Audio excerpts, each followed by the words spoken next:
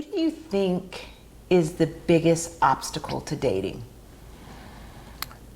Biggest obstacle these days. I think the biggest obstacle is actually getting to know somebody enough to the point, well, heck, that's even limited too much. I don't know, meeting people in the first place these days, meeting in the workplace, it's difficult enough as it is. A lot of the companies have rules against associates dating each other, and because of all the previous haphazards with that.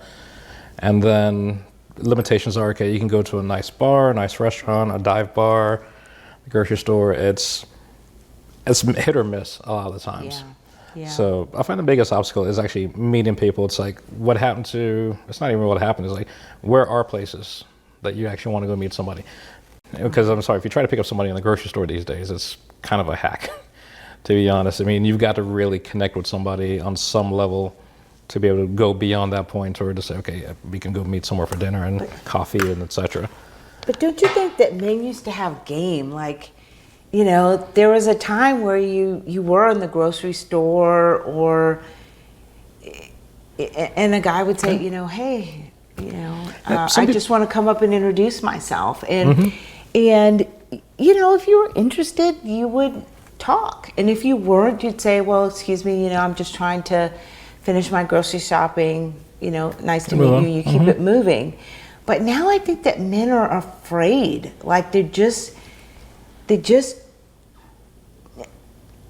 don't seem to have the same bravado or whatever it is to go up and introduce themselves to women. And it's just, it's kind of sad. Yeah, it's a bit sad. I mean, just too much technology has gotten into our world where people have forgotten how to communicate directly.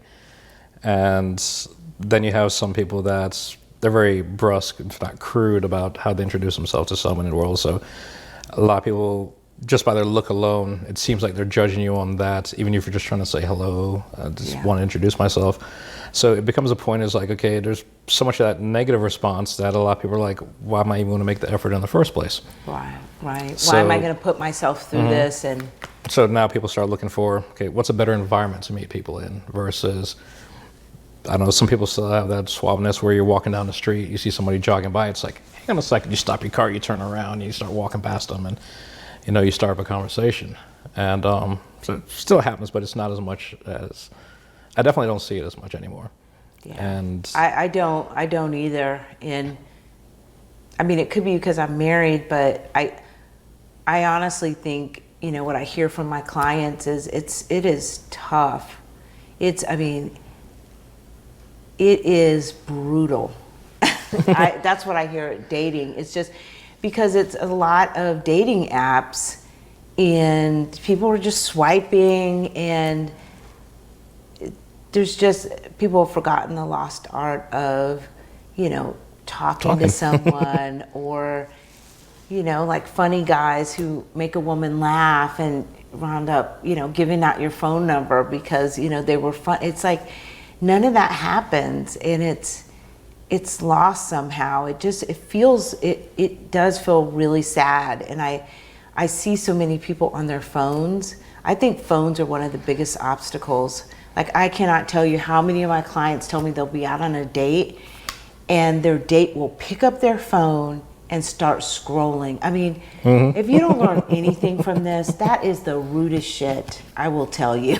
You need to stop it if you're doing it. It is so rude. And if you do have a call, just say, hey, I'm expecting this, or I need to get this, and that person's going to understand, and you do it as quick as possible.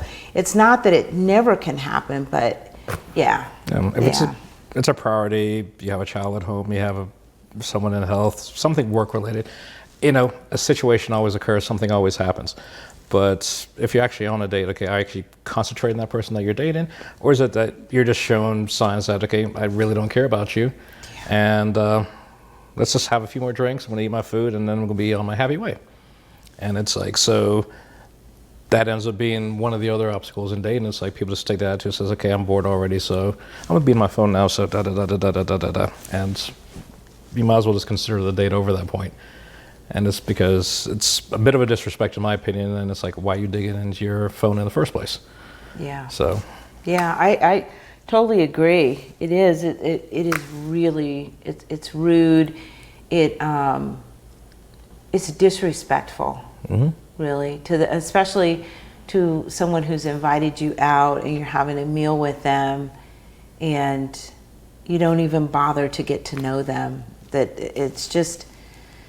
I don't know. I'm worried that my kids at some point, that dating is so hard that they're going out into this world where it's just, it's rough. It definitely is. Mm-hmm. So let me ask you, I like this question.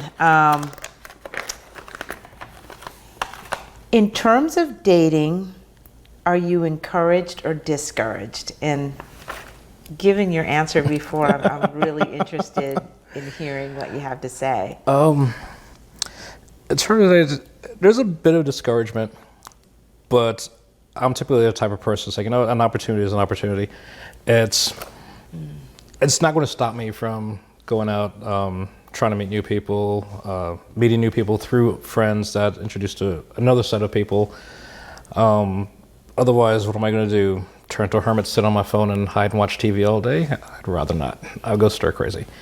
So the discouragement comes in. It's like I'm hoping people get more off their phone and, try to talk to other people, have a conversation. It's not a date. It's just a conversation. Give people the chance to, say what they want to say. If you like what they say, continue a conversation or say, okay, let's go meet for coffee or something. If you're not interested, at least give them that 30 seconds to say, here's your opportunity, if you will. But it's never stopped me. It's, you're going to meet who you're going to meet. And if not, you might end up making some really good friends out of it. You might make up some contacts for work, any other situation. And it's part of the, if you will, the dating process, if also, but it's just getting out there. It's no reason to let it discourage you enough to say, okay, well, I give up, I'm not doing this anymore, and because it's going to get you nowhere. Absolutely. So what you're saying is that you understand the process, and sometimes the process it can be in moments discouraging, but all in all, I think because you're a person who likes to get out and about and meet people, that it's more encouraging than discouraging, is I think what you're saying. Yeah, it definitely is, because the downside is just depression and nonsense, and it's nowhere worth going down that road. And the other side is at least you're getting out the door, you're doing something.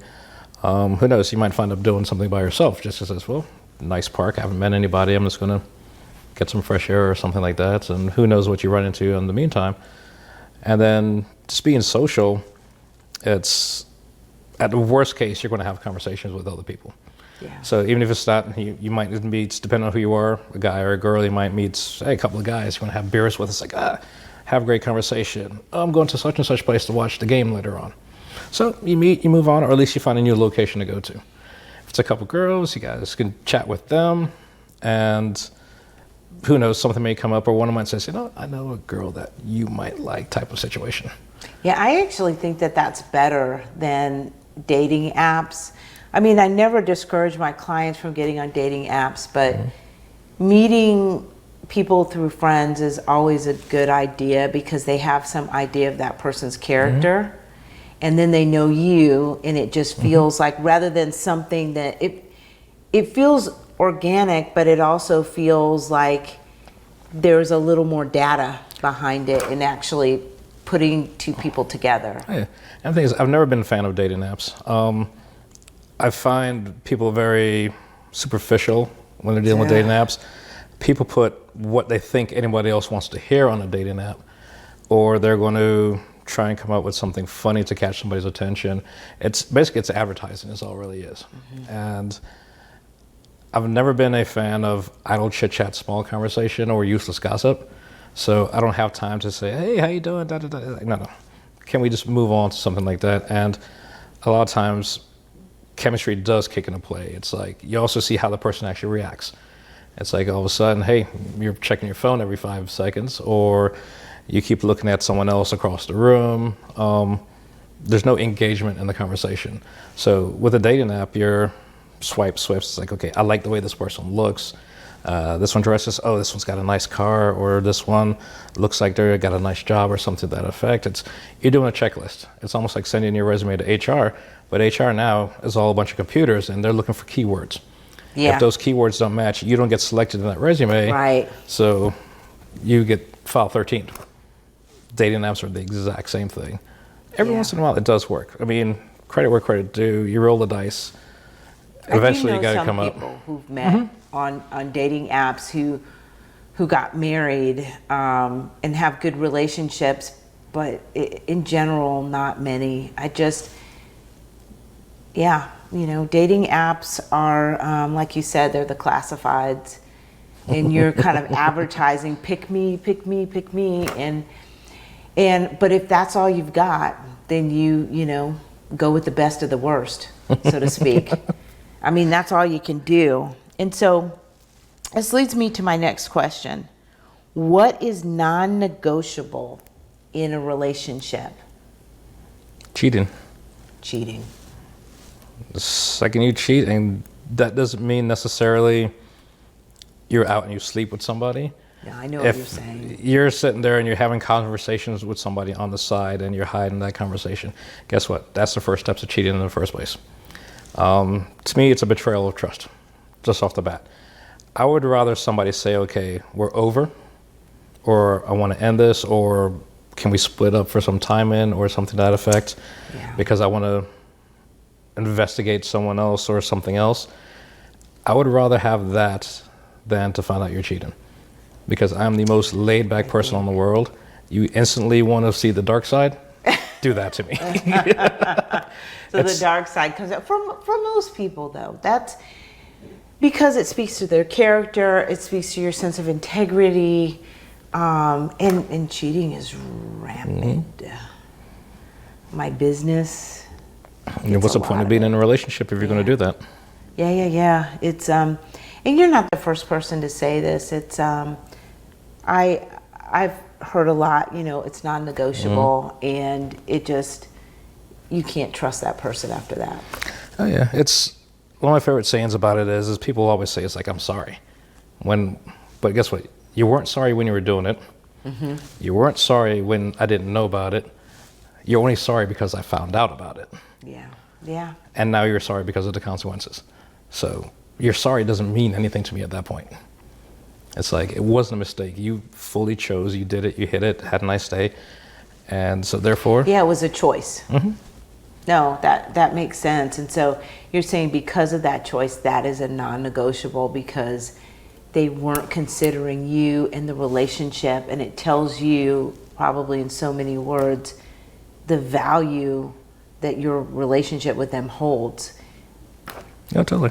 Yeah. It's like, if you really want to go down the road, you should have said, okay, we need to switch, we need to stop, I need to change of pace, I need something.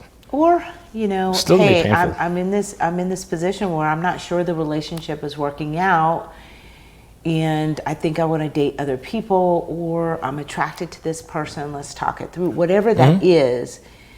But there should be some sort of dialogue there. I hear you.